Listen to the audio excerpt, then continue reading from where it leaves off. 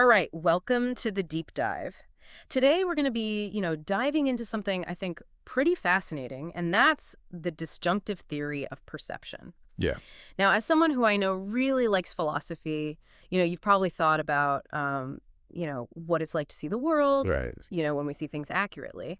But have you ever thought about what about when things go wrong? Like, what about illusions? Sure. Or, what about hallucinations where it seems like your mind is creating its own reality? Yeah. That's really what we're going to be talking about today. That's right at the core of this theory. Yeah. And for this deep dive, we're going to be looking at a really great source. Yep. And that's the Stanford Encyclopedia of Philosophy's entry on the disjunctive theory of perception. Yeah. A really comprehensive overview of this whole debate. So we're going to try and pull out the essentials, Absolutely. all the different perspectives, the arguments, and really try to give you a solid grasp of what this theory is all about without getting too bogged down, in the jargon. Yeah.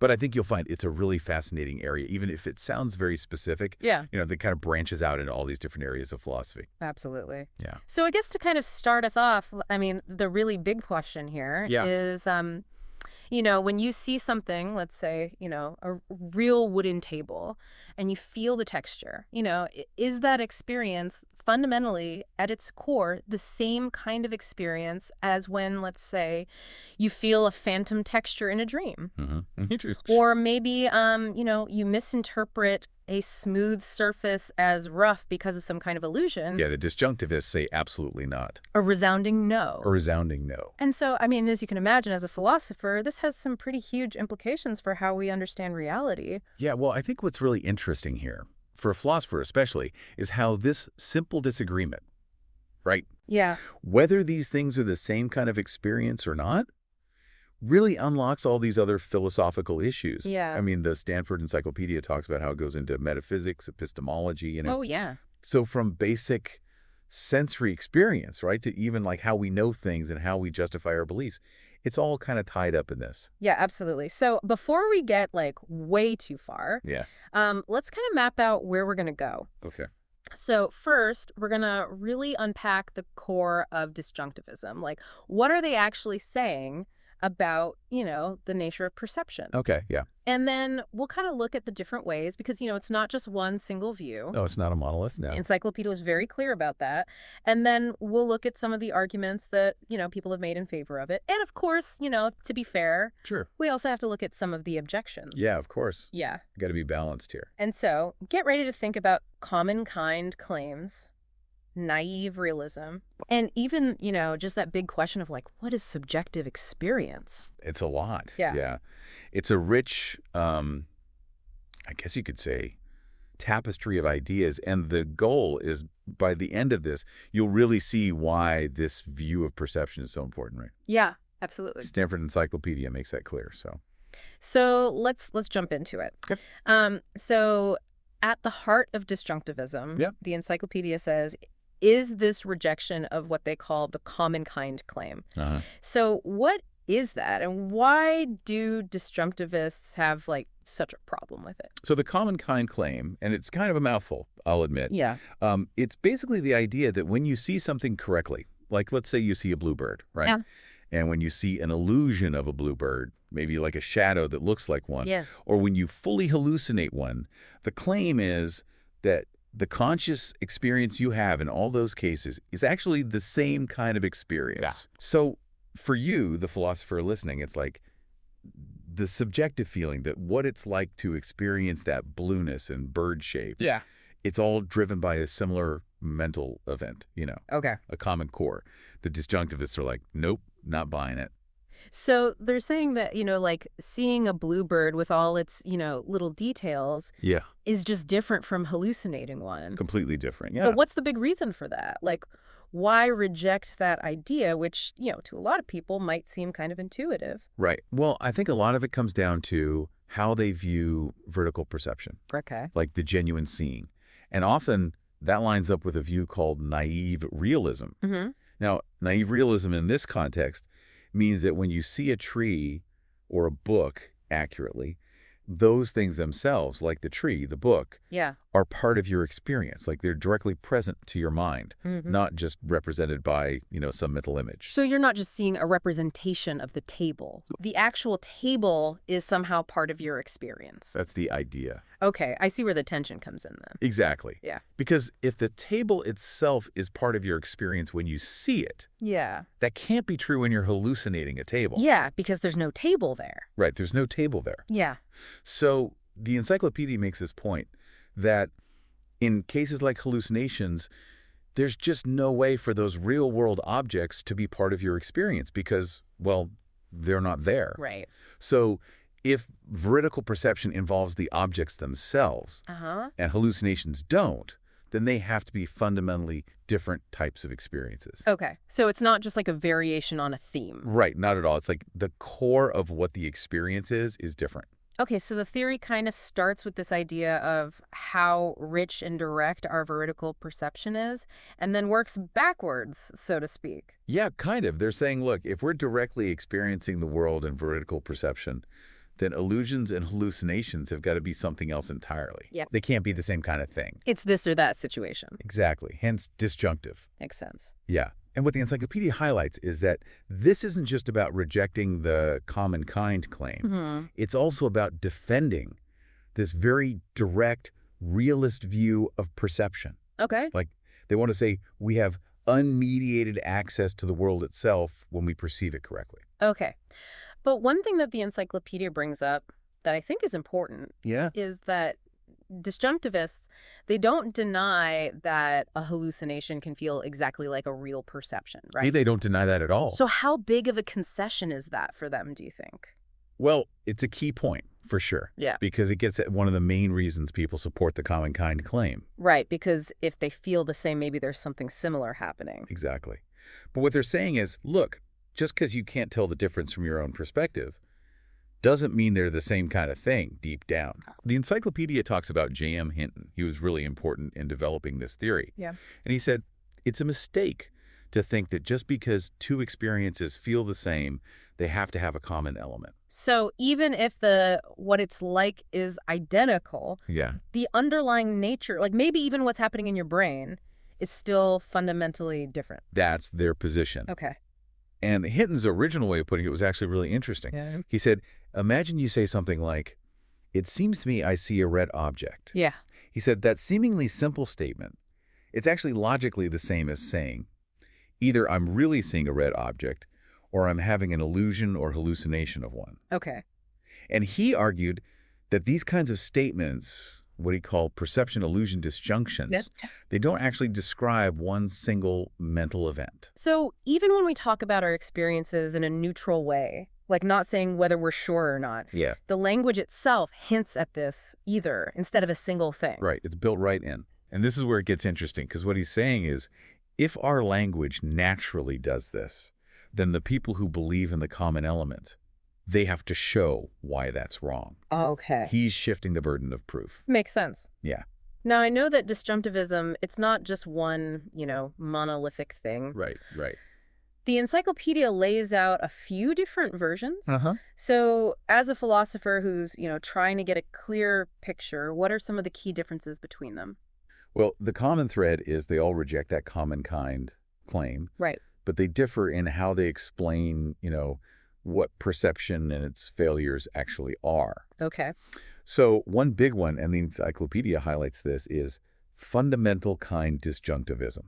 Okay. This is mostly associated with MGF Martin. Okay. And this view, it says veridical perceptions, illusions, hallucinations, they're not just different, they're different kinds of things. Like fundamentally different. It's based on the idea that for every mental event, there's one most accurate answer to the question, what is it? Okay. And they're saying the answer for veridical perception just doesn't apply when you're not veridically perceiving. Okay. So it's not like they're just different flavors of ice cream. They're like different categories of food altogether. Exactly. Like one's a fruit, one's a vegetable. Yeah. Okay. But even with this strong view, the encyclopedia is careful to point out, they might still say that, veridical perceptions and hallucinations can have some things in common, just not the things that really define what they are. So they can be alike in some ways, just not at the deepest level. Exactly. Okay. What are some of the other ways they put it? Well, another big one is this idea of distinct mental features. Okay. This one's popular with people who maybe aren't so sure about this one true essence idea. Yeah. And they say, the difference lies in the specific features each experience has. Okay. So vertical perceptions have these mental properties Uh-huh. that hallucinations just can't have. Okay. They're not ruling out some overlap, Yeah. but they're focusing on the differences. So it's more about what makes them unique rather than just what category they fit into. Precisely. And then you have this even, I guess you could say, extreme view Okay. that Byrne and Logue called metaphysical disjunctivism. Okay. But the encyclopedia says not everyone uses that term that way. Right. And this view says there's nothing in common mentally between seeing something for real and hallucinating it. So a clean break. A complete separation. Okay. And, the encyclopedia points out that this lack of total agreement on how to define disjunctivism Yeah. makes it tricky when you're evaluating the arguments. Yeah, because you got to be sure what kind of disjunctivism you're even talking about. Exactly. Okay, so we've laid out the basics Yeah. and some of the different flavors, so to speak. Right. Now, let's look at some arguments in favor. So the first one the encyclopedia mentions is this idea of it being the default view that's associated with Hinton. Right. And Martin picked it up later. So what's the thinking behind that? Like, why should disjunctivism be our starting point? Well, Hinton's argument was this common element idea, it's just an assumption, Okay. and maybe not even a good one. So we shouldn't just accept it without question. Right. He wasn't trying to directly disprove it, Uh-huh. but just saying there's no strong reason to think it's true. Okay. And he thought this disjunctive way, focusing on the ether, Yeah. that's where we should start. Okay, and if I remember correctly, part of his reasoning had to do with how we actually use language to Yeah. describe our experiences. That's right. He was looking at what he called neutral experience reports. Okay. So, like, when you say, it seems like I see an F, Yeah. you're not saying for sure whether it's real, an illusion, whatever. Right, just how it seems. Yeah. And he said, the common element people, they think these reports pick out some intrinsic property of the experience, something that's always there, regardless of whether there's a real object or not. Okay. But Hinton said, these reports, they're the same as saying, I see an F, or I'm having an illusion or hallucination of one. Okay, so like we were saying before, the either is built in. Exactly. Mhm. And those disjunctive statements, he said, they don't point to one single mental state. Okay, so if our normal way of talking about experiences is already disjunctive, then it's on the other side to prove it's not. That's the idea. Okay, so he's kind of flipping the script a bit. You could say that.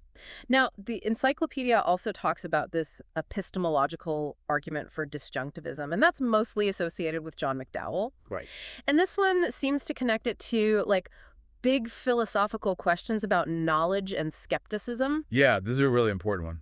So how does disjunctivism address those problems? Well, McDowell uses it to fight this idea that leads to skepticism, Mm. So the skeptical argument goes, look, hallucinations can feel just like real perceptions. Yeah, scary thought. Right. So then the reasoning goes, the basis for our beliefs about the world, those beliefs we get from perception, Yeah. they can't be any stronger than if we were hallucinating all the time. Oh, that is troubling. Right. It's like, if you can't tell the difference, then how can you be sure you know anything? Yeah, like maybe this whole conversation we're having is a hallucination. How would I even know? Exactly. Classic skepticism. Yeah. But McDowell says, hold on.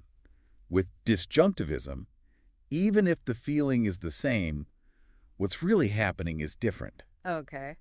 He says, in genuine perception, it's not just that it seems like some fact is true. Yeah, It's that the fact itself is directly available to you. So the world isn't just being represented in my mind. Well- It's like actively presenting itself to me. That's the idea. Okay. And this, he says, makes a huge difference in terms of knowledge. Okay, so because of that difference in veridical perception, Mhm. I have a much stronger basis for my beliefs than if I was just hallucinating, even if it feels the same. Right. In veridical perception, you're not just going off of some internal feeling. Yeah. You have this direct connection to the facts of the world. So disjunctivism kind of rescues us from skepticism. In a way, yes. Yeah. It breaks the link between not being able to tell the difference and having weak beliefs. Okay, that's a big one. Now, there's also this phenomenological argument, which focuses on, like, what it's actually like to have these experiences. Right. And that one's mostly associated with MGF Martin. Yeah, this is another big one. So how does our actual experience support disjunctivism? Well, Martin's a big advocate for naive realism when it comes to how we experience the world. Okay. He says when you really perceive something, the object itself and its properties, they're part of what makes up your experience. Okay. They determine what it's like of that experience. Okay. So remember the red apple? Uh-huh. He's saying the redness itself, as you experience it, Yep. isn't just in your head. Yeah. It's a direct part of your conscious state. So the world is literally shaping my consciousness. That's the claim. Okay, and I guess this can't be true for hallucinations, again, because there's no real object there. Right, exactly. Oh. So he's saying the feel of a genuine perception and a hallucination, even if they seem similar, Uh-huh. they have to be different at a basic level because they come from totally different sources. So even if I can't tell the difference from my own perspective, Yeah. the underlying nature of the experience is different because in one case, there's a real object involved, and in the other, there isn't. Precisely. Okay. Now, I know he also uses this interesting argument that involves, like, our ability to imagine things. Right.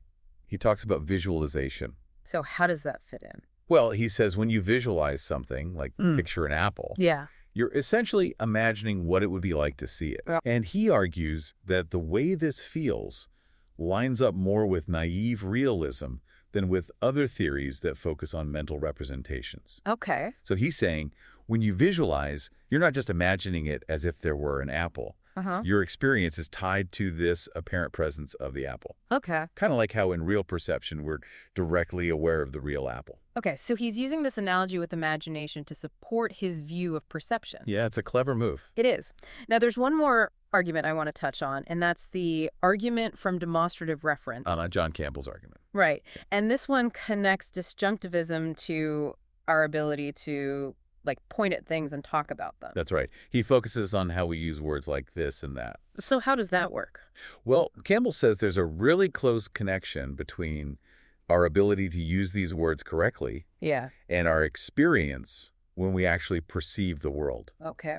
And he says the only way this works is if the objects we're perceiving are directly part of our experience. Okay, so again, that idea of direct involvement. Exactly. And he calls this a relational view of experience. Okay. Because the experience is about the relationship between you and the object. Okay, so how does this lead to disjunctivism? Well, he's saying if the very way your experience feels depends on the object being there, Yeah. then that can't be true for hallucinations. Right. So vertical perceptions and hallucinations, Uh-huh. they got to be Yeah. different kinds of experiences. Okay, so for him, it's not just about how we experience things. Right. It's about how we think and talk about the world. Exactly. He's tying it all together. Okay, so it seems like these arguments, even though they come from different angles, Yeah. whether it's how things feel, how we know things, or how we talk about them, Right. they all point to the same basic idea that real perception is special. Yeah, it's got this unique character that you don't get with illusions or hallucinations. Okay. Yeah. And just to be thorough, the encyclopedia does mention some other arguments too. Yeah, there are a few more. Like, some disjunctivists focus on the intentional content of perceptual states. Right. The idea that when you see something, your experience is about that specific object. Right, and that can't be true for hallucinations. Yeah, makes sense. So there's a lot of support for disjunctivism from different areas of philosophy. Absolutely. Now, to be fair, we got to look at the other side too. Yeah, we can't ignore the objections. So what are some of the main criticisms that philosophers have raised against disjunctivism? Well, one of the first ones the encyclopedia brings up is that the common kind claim actually has a lot of explanatory power. Okay. Scott Sturgeon is a big proponent of this. Okay. He's saying, look, if we think about vertical perceptions, illusions, and hallucinations, they have a lot of things in common. Okay, like what? Well, they often lead to the same behaviors, right? Like if you think you see a snake, whether it's real or not, you're probably going to jump back. Yeah, it makes sense. And, he says, it seems rational to form beliefs based on these experiences. Like, if you see something, it's reasonable to think it's really there. Yeah. And he points out, we can know what it's like to see something based on any of them. Okay. Like, you can know what it's like to see red even if you're hallucinating it. Yeah, that's true. And of course, we've already talked about how they can be introspectively indistinguishable. Right. They can feel the same. So Sturgeon's saying the simplest explanation for all these commonalities Yeah. is that they all stem from the same basic kind of mental state. Okay, so he's saying disjunctivism makes it harder to explain why these things are so alike. Right. If they're fundamentally different, why are they so similar in so many ways? That is a tough question for disjunctivists. Yeah, it's a challenge they have to address. So what do they say? Well, they need to come up with other explanations for these similarities. Okay. Like, they might say similar behaviors come from the fact that the experiences feel the same. Yeah, that makes sense. If you can't tell the difference, you're going to react the same way. Exactly. But, the encyclopedia points out that this gets especially tricky for those disjunctivists who also deny that hallucinations can have the exact same what it's like Yeah. as veridical perception. Right, because if they don't feel exactly the same, how can you learn what it's like to see something real from a hallucination? That's a tough one. Yeah, it's a problem. Now, what are some of the other big objections? Well, another really influential one is the causal argument, Okay. and that was first put forward by Howard Robinson. Okay. Now, the basic version of this argument goes like this. First, it says that it's at least theoretically possible to create a hallucination that's indistinguishable from a real perception by directly stimulating the brain. Okay. Like you could basically create a perfect copy of a real experience. Okay. And second, the argument says that if the causes of two experiences are the same, then the experiences themselves should also be the same. So if the same brain activity can cause both a real perception and a hallucination that feels identical, doesn't that mean they're basically the same type of experience, regardless of whether there's a real object involved or not? That's the argument. Okay. But, the encyclopedia points out the disjunctivists often push back on this same cause, same effect idea. Okay, so how do they respond? Well, they might say in a real perception, the object itself plays a role not just as a cause, Yeah. but as something that shapes the experience in a more fundamental way. Okay, so even if the brain activity is the same, the presence of a real object makes the experience different. Exactly. And this often ties into this whole debate about externalism in philosophy of mind. The idea that what's going on in your mind isn't just determined by what's happening inside your head. Right, the world outside matters too. Exactly. Okay, so it comes down to how much influence the external world has on our minds. Yeah, that's a big part of it. Now, the encyclopedia also talks about a more specific version of this causal argument. Right, one that focuses on how disjunctivists explain hallucinations. Okay, so what's the idea there? Well, this version, it says, okay, maybe real perceptions do have these special conditions, Yeah. like the object being there, Uh-huh. but hallucinations don't. Okay. So they're saying whatever's happening in your brain during a hallucination, Yeah. that must also be part of what's happening during a real perception. Okay. Because it's all internal. So they're saying there's got to be a common element after all. Exactly. And I guess the challenge for disjunctivists is to explain what a hallucination actually is then. Yeah, and they can't just say it's the lack of a real perception. Right. They got to say something positive about it. Okay. Now, the encyclopedia also mentions some views that are neither conjunctivism nor disjunctivism. Oh, yeah, the middle ground. So what are some of those like?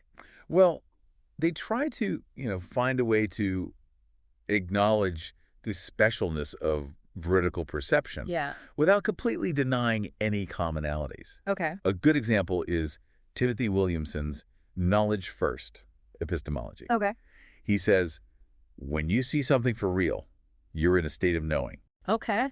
And that knowing, it can only happen when you're actually seeing something true. Okay. But he doesn't necessarily say that the way things appear has to be totally different. Oh. So he's open to the possibility that the way things look might be the same in both cases. Yeah. But the mental state of knowing is special to veridical perception. So it's a kind of compromise. Yeah, you could say that. It recognizes the power of real perception, but without going full disjunctivist on the experience itself. Okay, so there are other ways to approach this. Definitely. It's a complex issue with lots of different angles. Okay, now let's get into what disjunctivists actually say about hallucinations and illusions. Yeah, this is where it gets really interesting and maybe a bit messy. So what's the story there? Well, the encyclopedia points out that some disjunctivists, like McDowell, Campbell, and Brewer, they don't go.